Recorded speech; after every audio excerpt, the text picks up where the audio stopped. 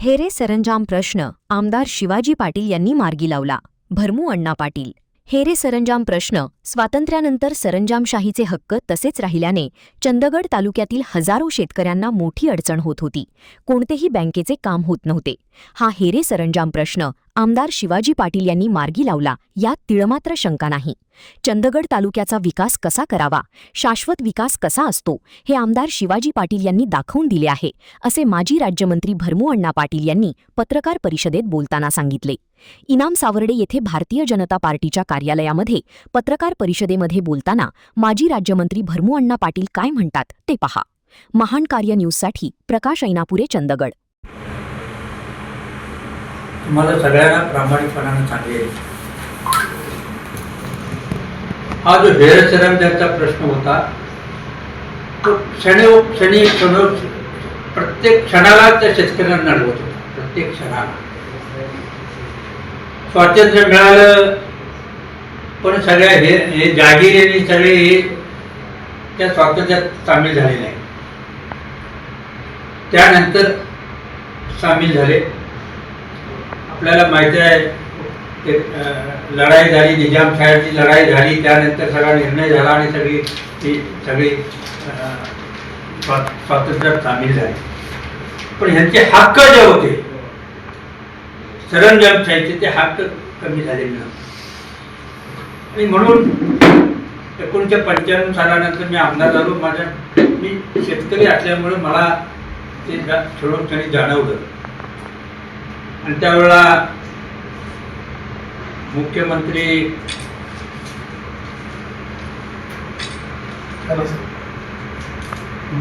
मनोहर जोशी होते आणि महसूल मंत्री जोशी नाही, आमचे नारायण राणे. त्या अगोदर सुधीर जोशी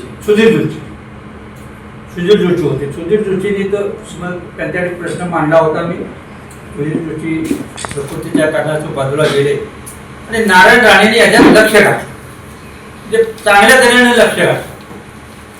आणि चांगल्या तऱ्हेने लक्ष घातल्यानंतर दरम्यानच्या काळात तो प्रश्न येथे येऊन जाहीर करावा, असं असताना ते पुन्हा मुख्यमंत्री झाले, म्हणजे वापात अडकले, मुख्यमंत्री झाले. त्यानंतर तो प्रश्न चर्चेत झाला. मी मंत्री झालो आणि ताबडतोबीनं वरच्या सरकारनं ते सरकार बरखास्त केलं, म्हणजे निवडणुका घेण्यासाठी. म्हणजे तो प्रश्न तिथे प्रलंबित सोडवून सुद्धा प्रलंबित राहिला. मग त्यानंतर नवीन सरकार आल्यानंतर आमचे नांदेडचे अशोक चव्हाण महसूल मंत्री झाले आणि ते येऊन कानूनमध्ये एक मेळावा घेऊन ते जाहीर केलं. मला बोलून घेतलं. मी पराभूत असताना सुद्धा बोलवून घेतलं आणि तिथे जाहीर केलं. मग ते जाहीर केल्यानंतर तो प्रश्न पुन्हा तसाच राहिला. तेवढं जाहीर तेवढं केलं, पुन्हा गती आली नाही. खऱ्या अर्थानं 2-3 वेळा आमदार झाल्यानंतर तो प्रश्न त्याच वेळेला लोकांच्या पदरात त्या जमिनी पडायला पाहिजे होत्या. मोबदल्याने म्हणा, विना मोबदला काही ना काही असेल पडायला पाहिजे होत्या, पण त्या तशाच राहिल्या. त्या आज अखेर राहिल्या. म्हणजे आमचे भाऊ आमदार होईपर्यंत राहिल्या, हे तुम्ही लक्षात, पर्यंत राहिल्या. सुदैवानं भाऊ आमदार झाले, सगळ्यांच्या सहकार्यानं आमदार झाले आणि तो प्रश्न त्याने हातात घेतला. म्हणजे म्हणजे अगदी काळजीपूर्वक हातात घेतला. आणि तो मध्ये झाला, पैसे भरून त्या जमिनी नावावर करायचा असा निर्णय झाला. पण तो त्याला फारशी गती येत नव्हती. साधारण महसूल खात्याचे अधिकारी आणि हे सगळे मंडळी कसे असतात ते आपल्याला माहिती आहे. म्हणजे त्या संत गतीनं चाललं. पुन्हा त्यांच्या लक्षात आलं अशा पद्धतीनं पैसे भरून हे वेळेत सुटणार नाही म्हटल्यानंतर त्यांनी पुन्हा मुख्यमंत्री, महसूल मंत्री यांच्याकडे तगादा लावून हा प्रश्न विना मोबदला त्या शेतकऱ्यांच्या पदराची जमीन पडावी आणि त्या जमिनीचा तो मालक व्हावा, असा निर्णय, हा महत्वपूर्ण निर्णय भाऊनी घ्यायला सरकारला भाग पाडला. हे फार मोठं कौतुकाचा भाग आहे. कौतुकाचा भाग आहे असं मी स्वतः मानतो. म्हणजे हे मी जरी प्रयत्न केला असला तरी सुद्धा तो ह्याच्या दुसरं कुणीही मग 3 वेळा, आता विखे साहेब 5 वेळा आमदार झाले, नरसिंगराव 3 वेळा आमदार झाले. का ती जमीन त्या लोकांच्या हातात गेली, ताब्यात गेली, ताब्यात असली तरी सुद्धा का मालकी झाली नाही? हा एक प्रश्न विचार करण्यासारखा प्रश्न आहे. तुम्ही समजदार सगळी मंडळी आहे. पत्रकार एवढा सोपा नसतो. पत्रकार सगळ्यांचं मुळं तपासलेला असतो, सगळ्यांची मुळं तपासलेला असतो. म्हणजे त्याला मुळं सुद्धा माहिती असतात पत्रकारांना, त्या सगळ्यांची. मग अधिकाऱ्याची असतील आणि पुढाऱ्याची असतील, म्हणजे सगळ्यांची मुळं माहिती आहे.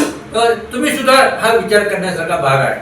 पत्रकारांनी सुद्धा आज भाऊनी जो निर्णय सरकारला घ्यायला होता, विना मोबदला ती असलेली ताब्यातली जमीन त्या शेतकऱ्याच्या मालकीची व्हावी झाली असा निर्णय त्यांनी घ्यायला लावला सरकारला.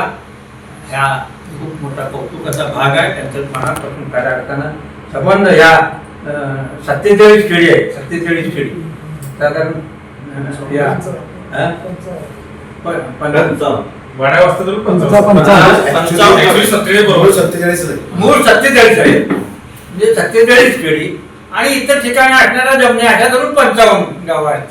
पण ते मूळ 47 खेडी ही त्या हेरे सरंजामची, ती आज 47 खेड्यांची जे शेतकरी, काम करणारे शेतकरी त्या जमिनीचे कायमपणाचे, म्हणजे चंद्र सूर्य असे तोपर्यंत त्यांच्या घराण्याच्या त्यांच्या मालकीची ती जमीन झाली. हे एवढं सोपं काम नाही आहे. ते खूप मोठं काम म्हणजे भाऊनी त्या काळात केलेलं आहे. त्यांच्या कार्यात सर्वांनी म्हणून शुभेच्छा तर दिली आहे, पण त्यांचं मनापासून कौतुक करूया. आणि ह्या आज या ठिकाणी तुम्ही पत्रकार मंडळी या विषयासाठी आपण जमला. आणि